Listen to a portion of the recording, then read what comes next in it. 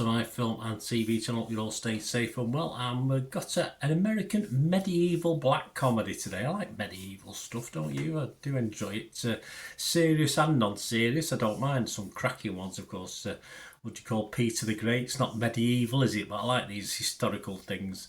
Of course, Lady Jane I've watched recently as well, which is of course a bit longer back in time, but this is even longer back in time, and it's called the Decameron. This is called.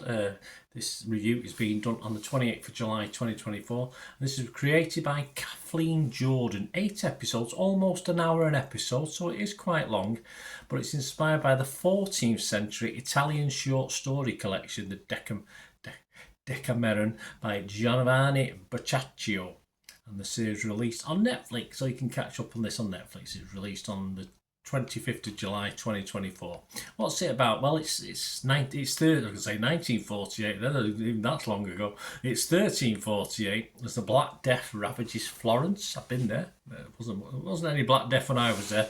A number of nobles and their servants retreat to the countryside Villa Santa as they try to wait out the plague in the hills of Tuscany, lovely place, with wine and sex, even better. The group eventually must fight for the survival, so that's what we're looking at today. An interesting series, interesting. A bit of dislike and a bit of like out there for this one. Please, before we do take a look in, if you are new to the channel, you do like what I try and do, please push that subscribe button, push the bell notifications. It's great to have you on board and watching the channel. That'll be absolutely fantastic. And if you do look around, give us a like, guys, as well. That's always nice. And you will see stuff on my football team, Manchester City, as well. So if you're interested in that, please have a look at that. Otherwise, plenty of film and TV stuff. We do have memberships now. It's more aimed at the football side, but you will get early access, of course, to all my film and TV stuff as well. If you want to support the channel, it'll be much appreciated going forward. And of course, we do always have sponsors now for the channel as well. At the moment, we've got Piat6505. If you're interested in sponsoring, just let me know. Piat6505, I've got a little movie shop on eBay where you can buy posters and DVDs. All start about $4.99 for the DVDs and about $8.99 for the posters. I think the price is almost 600 items. Yeah, I'm trying to add to that every week. So have a good scout round, because if you do like movie posters, like the stuff I've got in the background, make great gifts as well, not just to buy for yourself, of course. You can buy them for other people. And if you do order, if you do see something, there's some great rare things on there, you automatically, if you mention my name, you get a 10% refund as well, even before the stuff's sent out. So don't forget. And say if you're interested in sponsoring the channel in any way or supporting me, just get in touch, guys. I'll give you a list of my socials before we go as well. Right, this series stars couple of familiar faces, a lot of newish ones to me. Zasia Marmet, or Charisse Monica Jackson. I always think Charisse doesn't look right, now spelt right. Tanya Reynolds, Amar Chadder, Leela Farzad, Lou Gala, Karen Gill, Tony Hale, Dougie Meakin, and Jessica Plummer all star in this.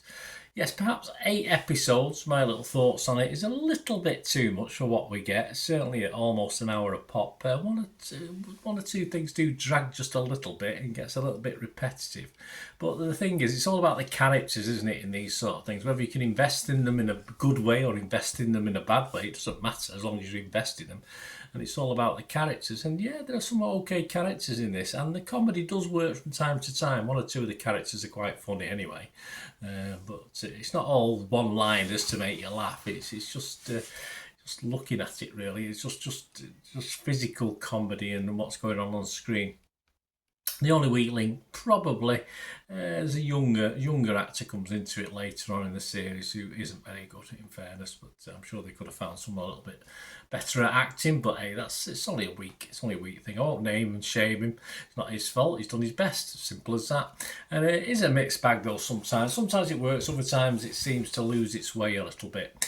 And it has the ability to get very dark to the extent that you wish it had done this a bit more often. Yeah, some real dark scenes and sequences in this that I thought, oh, a few more of them, it might have improved it a little bit. An interesting soundtrack. I quite like the music. Some good, some not so good. And as I said early on at the start of this, critic and public response is a little bit mixed for this. There is some people who totally dislike it, but I can't fall into that camp. It could have been better, don't get me wrong, but it's not a total disaster. So my scores for this one, I'm going to be fresh on Rotten Tomatoes, I'm going to be mixed on Metacritic.